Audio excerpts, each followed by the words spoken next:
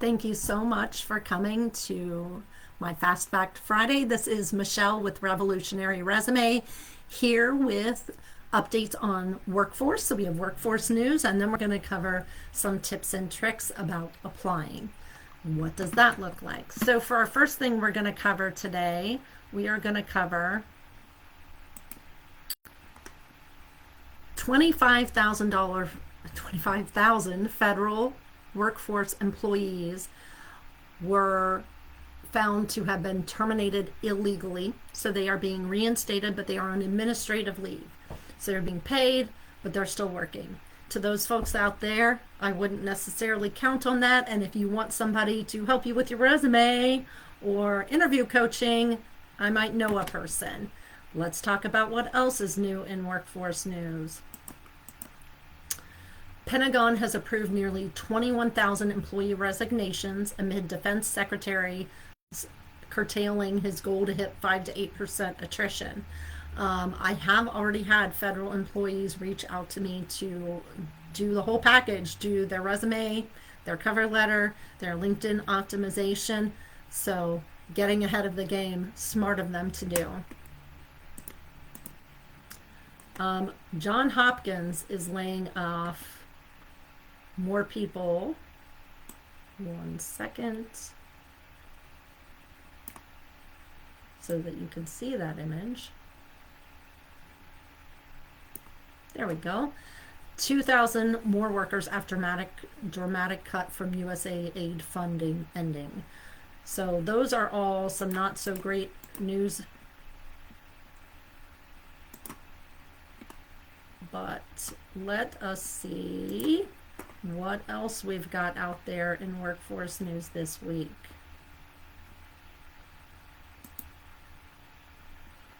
We have got, we've already covered that. So Johns Hopkins needs to get off my screen. There we go. Sorry about that, folks. We already covered the Pentagon. We have some other things to talk about.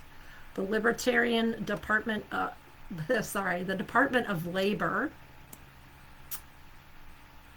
awards $793 to continue unemployment assistance for those impacted from the recent round of hurricanes, including those in Tennessee.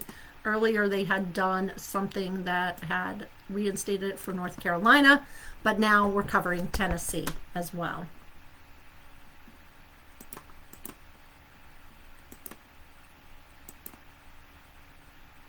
So let's cover.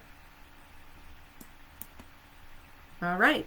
So we've got, here's the people who are the big hiring for this week. So on to some more positive news. Let's look at them. It's United Healthcare. We've got CVS. We've got Ryder. We've got General Dynamics, JLL, Jones, Long, and LaSalle, Insight Global, Centene Corporation, Block Inc., Samara, and ICF. So those are some of the big hiring places. If you're looking right now, you may want to check out these employers. They made that list.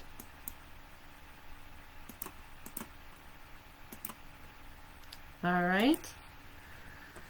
This impacts a lot of people, and Cleveland Cliffs is laying off more than 600 Iron Range steelworkers at their plants in Minnesota, and they're idling operations in Hibbing and Virginia.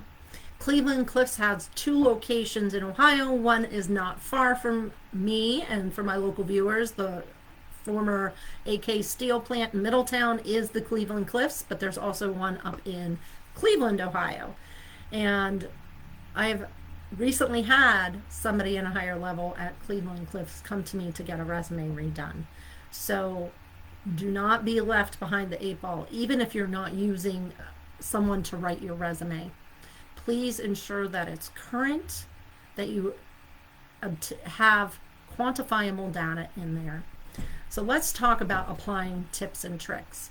When you're applying online and you're not sending it to a person, it's always best to have your professional experience up top And by that, I mean nobody writes an objective statement anymore or a summary statement.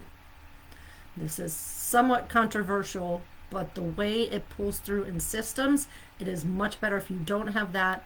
That information either can be worked in below your jobs or within your cover letter or a little bit of both. So make sure your professional experience is up first. Make sure under your professional skills you quantify everything. I've covered this in a couple of videos, but this is a big applying don't. Don't sell yourself short. If you're putting on your form that I have 2 years in Salesforce, if you just put Salesforce, do you have 6 months in Salesforce? Do you have 15 years in Salesforce? Let me know. 15 years Salesforce. I know that you are very adept. You can run a team in it. You could probably instruct newbies on basic navigation minimally, at the very, very least. So please make sure you're quantifying it so it paints that true picture of your entire skill set and your entire body of work. Those are the biggest applying do's and don'ts. If you see, I will say, if you see a job on LinkedIn, if you can locate that same role on the employer website, that is what you need to do, my friends. LinkedIn is notoriously bad for posting a bunch of jobs. When I've applied for HR ones in the past, it used to show 2,000 plus applicants. And yes, that's real and not hyperbolic. Now they only say 100 plus, even if you have the premium LinkedIn. So do yourself a favor, try to not get lost in the shuffle and apply on their site. Sometimes it's not up on their site. They're using a third-party staffing firm, what have you. So do it when you can. Always make sure to quantify. Make sure your professional experience is up top, right in the face. And title your resume for the role you are applying for. If I put on my main resume, let's use mine for an example, is Michelle McCutcheon, Human Resources Professional.